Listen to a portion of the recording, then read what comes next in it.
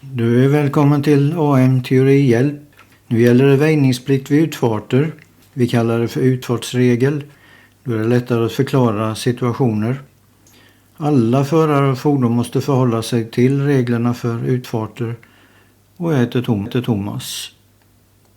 Är det en utfart eller en vägkorsning? Vad är det som gäller? Vi tittar i regelboken som tar upp 4 punkter och vägren som innehållet. Det är parkering, stig, cykelbana, terräng. Vägren är inte en utfart. Vi börjar med regelbokens punkt 1 när det gäller utfarter. Du har väjningsplikt mot alla fordon när du kommer från parkeringsplats, fastighet, bensinstation eller något annat område. Det är många platser där förhållandet är otydligt. Ibland har man kompletterat med skylten väjningsplikt som förtydligar situationen. Nu har vi punkt 2 i regelboken. Du har väjningsplikt mot alla fordon när du kommer från en stig, ägoväg eller en annan utfartsväg. Stigen ansluter till vägen. I det här fallet bör det i första hand vara cykel- och mopedklass 2 som är aktuellt. Ägoväg är markägarens väg. Vi andra får inte använda den som sortens väg. Det är vägar mellan åkermarker som lantbrukaren förfogar över. Och väjningsplikt gäller i slutet av vägen i kontakt med en allmän väg eller enskild väg. Annan utfartsväg ser olika ut runt om i Sverige. I reglerna har man lagt till utfarter som inte är specificerade. Det var de 3 varianterna enligt punkt 2 i regelboken.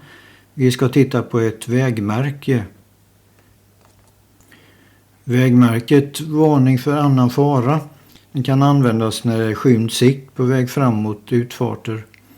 Det finns inget vägmärke för utfart, så vägmärket annan fara måste alltid kompletteras med en tilläggstavla med farans art.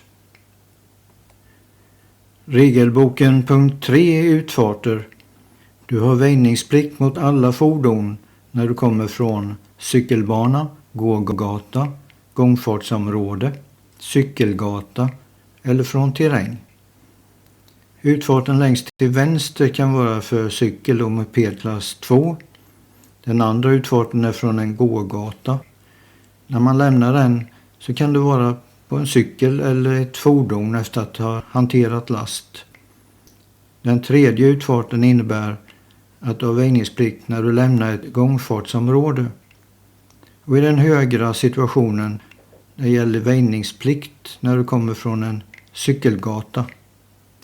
Och vad är terräng?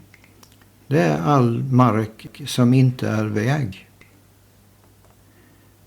Då har vi utfarter från skogsmark, kalfjäll, parker, åkrar och ängar, stigar, vandringsleder och motionsspår.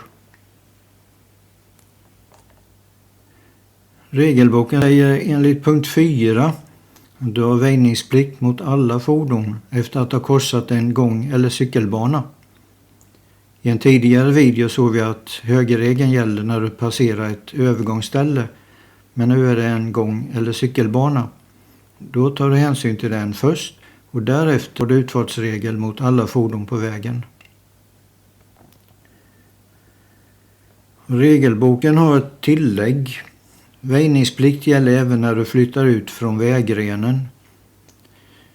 Kontrollera trafik och utrymme först. Ge tecken innan du flyttar ut fordonet för banan. Och vi kan titta på den vita bilen som har underlättat en omkörning och ska köra om mopeden.